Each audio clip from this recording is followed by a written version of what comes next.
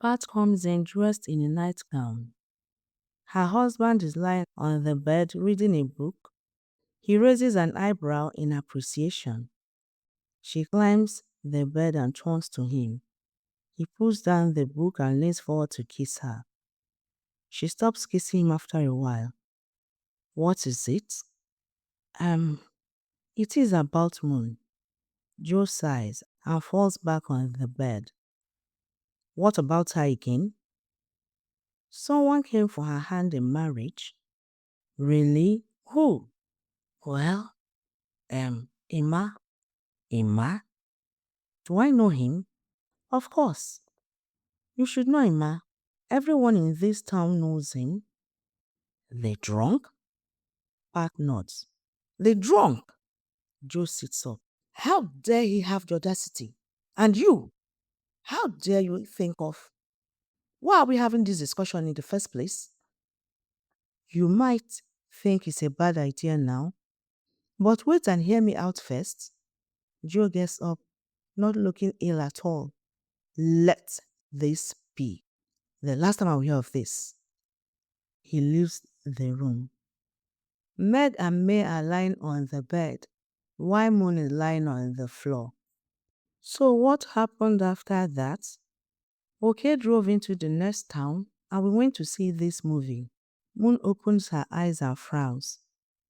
He told me he saw my sister, not me. That reminds me. Moon! Moon! Yes? So now, you have to be called twice before you answer. What is it you want, Meg? Stay away from my boyfriend. Boyfriend?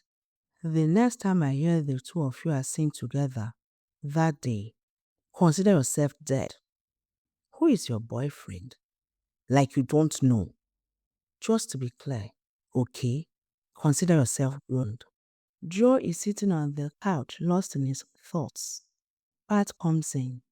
I told you I don't want to hear it again. You know, since you lost your job, yes, since then, you have been providing for the family.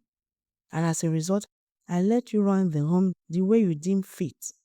I made a mistake. As if you were not all too happy to relax and pretend illness just to leave the burden to me. So you think I'm pretending to be ill? Are you not? The doctors cannot find anything wrong with you, and yet you are too weak to go outside? How dare you? You were healthy enough when you had a job, when your father died and you had lands to sell. You were all over the place partying with women. He looks down in shame. We are the only family without lands in this community. So I should give my daughter away to a drunk for those reasons? Ever since you lost everything, I've provided. But I have never rubbed your nose in it. I made my friends believe you were still providing. And for these reasons, I should give my daughter to the town drunk? The village drunk has the biggest and most fertile land in this village, and is willing to give it to us as bride price. Like I said, if we sell off a chunk of it, we can rehabilitate him and set them up with something doing and still have enough left for that mechanized farming you keep talking about. Joe heaves a sigh. Pat gives him a kiss and walks out. Joe gets to his feet, walks to the window. He has a death grip on the iron bars. Risa is pacing. Risa, don't go. It's a trap. I will advise you to go. I mean, what is wrong with you? How are you so stupid that you insult the mother of your fiancé? The woman was becoming a nuisance, poisoning her son's mind, and she did not hide the fact that she hates me. And instead of trying to win her over, you made her your enemy. She was just trying to send a message. And that would be that I am not intimidated by her, and to give her a taste of what would happen if she does not change by the time I marry her son. That is if you marry her son. Anyway, don't go. If you do, she would win. For goodness sake, that doesn't even make sense. Go and apologize. Apologize definitely. But don't go to her house, where she has home advantage.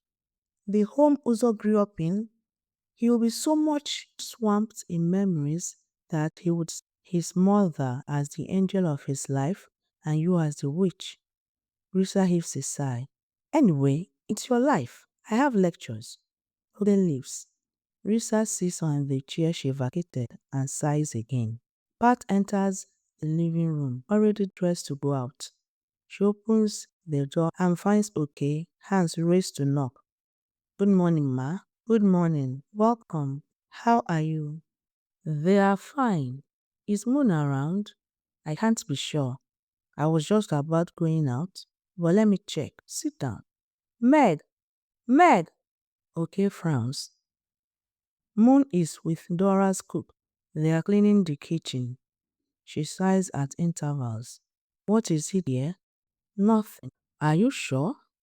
Moon smiles. 100%. Cook smiles and turns fully to her. A little bird told me what you were doing yesterday. Yesterday? I don't know what you're talking about. Tall, dark, handsome, in a gold SUV. Moon is shocked. How did you get to know about that? I have eyes everywhere. Moon laughs, then she sighs. Well, Meg wants him, and that's all there is to it. What do you mean? I was warned by my half-sister to leave her boyfriend alone. Brooke frowns. I don't care if he is or not, as that doesn't even matter. I can't have what Meg wants. My stepmother has told and warned me of that countless times since childhood. If you believe that, then you're a fool. And if you think self-pity or being submissive to every injustice done to you is going to turn things around for you, think again. You want to be happy? Fight to be happy. You want something? Don't let no one tell you don't deserve it. Fight for it.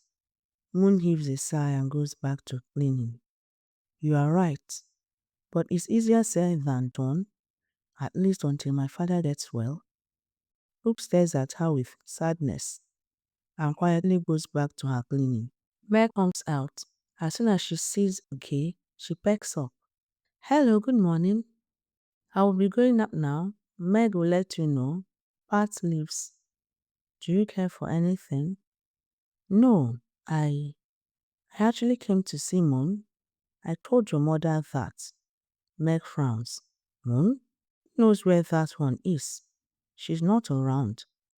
But why look for her when I'm here? Okay laughs and gets to his feet. I am sorry if I ever led you in any way to believe I have feelings for you. The few times I stopped to talk to you, we talked about Moon. I am the one sorry for you instead, because in a few days, Moon will be married and not to you. Okay is shocked. What are you talking about? Ask her. She goes into the room, leaving a very puzzled Okay. He turns to go. It is a lonely road. A man that drunk is sitting by the roadside, an empty bottle beside him. Pat coming from the opposite direction walks up to him.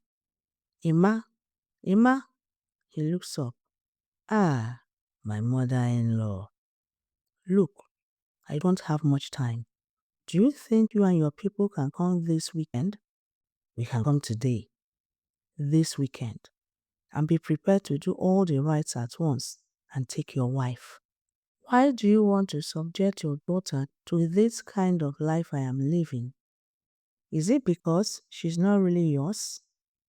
It is none of your business. Just be there this weekend. Pat hurries away. Emma shakes his head in pity.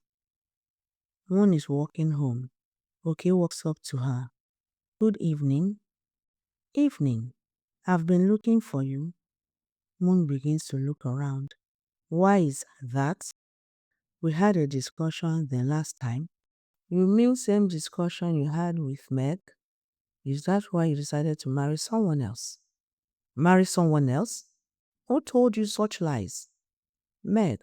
So I am guessing it is a lie. She lied. Same way she lied about me asking her out. When did she tell you this? I went to see you, but Moon heaves a sigh. It doesn't matter whether she lied or not. I am not ready for marriage. She walks out. Oke stares at her retreating form angrily. Meg and May are talking. You should have seen his face when I told him she's getting married. Moon coming in stops. We are not sure she's getting married. Mom says everything is taken care of. By this weekend, she would be married to that excuse of a man. They laugh. Moon is holding her heart, hyperventilating. She rushes out. Did you hear any noise? So the drunk are creatures like that? They fit each other. When I marry, okay? It will be fun watching them staggering on the road while I drive by. She giggles. With me at the passenger seat. They laugh. Moon is hurrying along, dashing tears from her eyes and walking blindly. Someone grabs her and she fights the person off. By this time this weekend, you will not be fighting me off. What did you just say?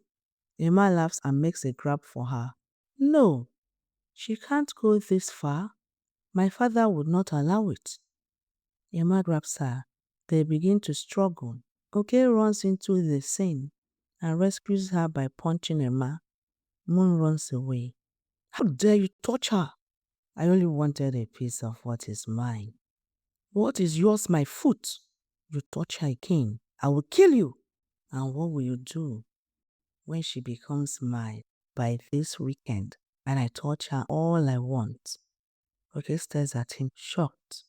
What is that supposed to mean? Emma laughs and begins to leave. Oke stands there, shocked. He looks around for Moon and doesn't see her. He enters his car and goes after her. Moon is facing her father, angrily crying. I said, go to your room. No! Answer me. You are selling me to a drunk, aren't you? Joe is quiet. Like I haven't suffered enough? Your precious wife and daughters have practically turned me into a slave. You see, I'm turned the other way. I am their verbal and physical punching bag. You know, and pretend ignorance. So tell me, marrying me to the town drunk is the coming effort of Project Humiliate Moon? Enough. Who you marry does not matter. It is how you manage that marriage. Emma has promised to go to a rehabilitation center after the marriage. Dora was right. Moon falls to her knees. It was all a lie. Your illness was just to keep me submissive as a slave, both in and outside the house. I endured everything because your wife threatened she will let you die if I disobey. Joe watches her for a moment, balls his fingers into a fist, and looks away sharply. Why? Why? Why? He has the biggest land in town. Moon looks up shocked and begins to cry intensely. Meg, May, and Bess rush into the room. Meg and May are giggling. Bess is sober. I am surprised her heart-wrenching sobs didn't move your father. He's careful not to incur the wrath of our mother. But isn't marrying her to the town's drunk overdoing it?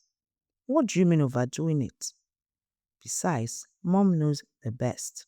I would have thought a stern warning or at most locking her up for a while till Oke forgets her. But this? What is this? Guilty conscience? If she doesn't marry now, she will remain a fierce competition for us. So Mom knows the best. I wonder how their wedding night would be. She giggles, and Meg joins her. Moon is sobbing endlessly. Dora is standing by the window. Stop it. Moon is still sobbing. Moon, stop. Dora turns. There are tears in her eyes. What have I done to deserve this kind of life? Where have I gone wrong? Dora sits close to her and holds her. By this weekend, I'll be giving to the town's drunk over a piece of land. Listen to me. Just because Oke dared to prefer me to Meg, I did nothing to encourage him. I told him to stay away from me. Listen to me. Moon looks up. Dora wipes her tears. You are not going to marry the town's drunk as far as I'm alive. You don't know how much my father confessed that land? Don't worry about it. I don't know what I'm going to do or how I am going to do it, but this I know, I will stop it. So hush now. You were right all along. My father was just pretending. I never knew he was such a weak man. I can't go back there. You can stay here. I'll go with you in the morning. I need to talk to your father. Go and lie down for a while. You will feel better after you have rested. Quietly, Moon gets up. Dora wipes tears from her eyes. She walks to the window again. Flashback. Moon is walking on the road with a bucket of water on her head. Dora is coming from the opposite direction. She stops shocked as she sees Moon. This can't be Moon. Joe promised to take care of her when he took her away from me. She hurries forward. Hello? Are you Moon? Moon looks at her suspiciously. Don't be afraid. Your mother was my best friend. I am Dora. Yes, I am Moon. But I have to go. I still have work to do. Wait. Take my number. Come and visit me. I live at David's house. I have a lot to tell you about your mom. Moon smiles and moves on. Dora stares at her with sadness. Joe, you have a lot to answer for. Present day. Dora is standing by the window. Cook enters. Dinner is ready. Dora turns with tears in her eyes. Yet Moon, she must be hungry. I feel so terrible for her. Cook wipes her own tears. I heard you comfort her. Are you really going to stop the wedding? I remember the first time I laid my eyes on her. She was the finest baby I had ever seen. Even though I was going through a rocky marriage, I had just lost my best friend, her mother. She brought joy and peace to my life. Raising her was a highlight of my life. It's such a pity. She doesn't deserve this. Cook wipes more tears from her eyes. When her father remarried after 1 year and took her back, he promised he would take care of her. Then I was going back to my husband's house after almost 2 years of separation. I was so engrossed in my volatile marriage that I neglected Stella's daughter. I neglected my best friend's daughter. All you can do now is save her from this evil conspiracy. I don't know what to do. I don't know how I'm going to do it. It's killing me. Don't worry. You will find a way. You always do. Pat is walking on the road and smiling. Okay falls into step with her. Is it true? Pat stops startled. Oh, okay. It's you. You gave me a fright. Is it true? Is what true? Are you giving Moon away to the town's drunk?